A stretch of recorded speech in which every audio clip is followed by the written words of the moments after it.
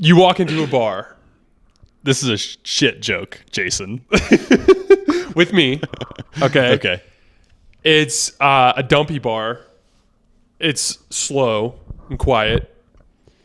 And you've had enough drinks to no longer have your normal amount of self-control. Okay. You look over at the bar and you see Rian Johnson sitting by himself. Something compels you to go up and speak with him. What do you say? I think I can think of more than just one reason to go talk to him. I think I'd ask him first and foremost if he'd ever watched any of Clone Wars. And I'd like to see if he said yes or no. And I think I'd ask him why he thinks he's a Star Wars fan.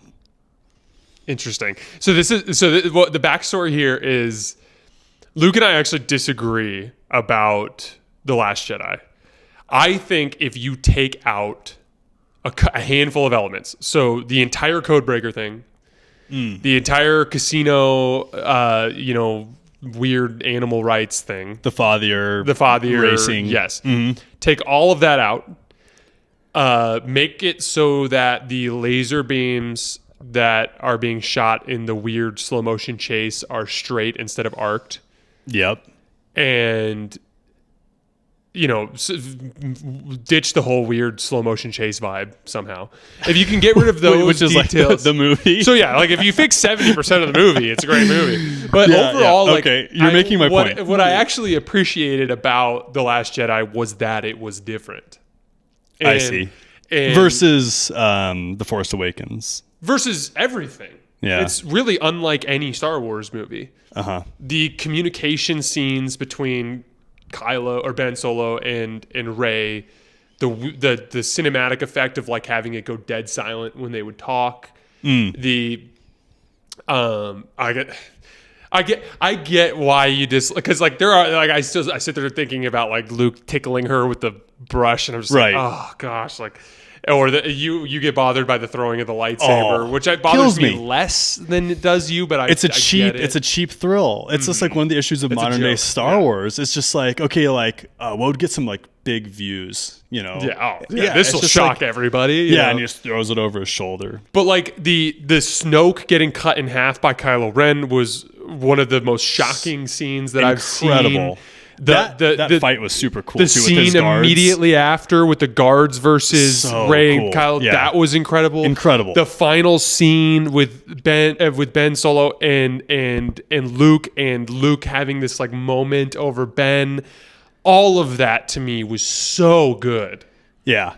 That like, as a matter of fact, like when I watched the movie, I fast forward through the entire Father, Codebreaker thing, and the movies. I enjoy it still to this day. But like to me that represents the whole issue with the way they approached that movie was like, or this entire sequel trilogy was like the one time they tried to do something different. I thought it worked. Yeah, but then when they copied A New Hope with the trench down to the trench race and the planet killing weapon, you're talking in Force Awakens. Yeah.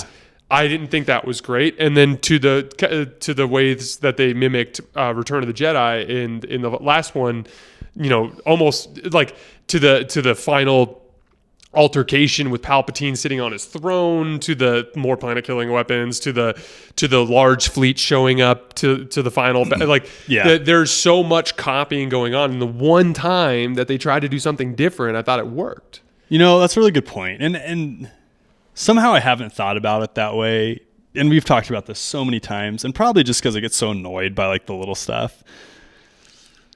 No, those are definitely good points, and I think who knows? Like, there's no way we could actually know this for sure, but I get the vibe of people being in charge who don't know what they're doing, with people working for them who have really good ideas. So there's like this shining light at like certain parts of the movie where it's just like someone who was on set who really knew Star Wars, or not necessarily like on set, but maybe during like the creation of like dialogue and the plot and stuff, maybe they're like, hey, you want it to be really cool to follow the Canto Bight scene, it would be this, and it makes great sense. And Yeah, so I mean, I don't have any like issues with Rian Johnson, personally. I just feel like he probably doesn't know Star Wars as much as he should have to be directing some movies. And that might have been what got him to do some different stuff. Like what I would say to Rian true. Johnson if I saw Down him at a bar is I'd be like, dude, you were this close to doing something truly great. And that's why he's at a bar alone, is because he goes, I know. He's like, I know that no one hires me anymore.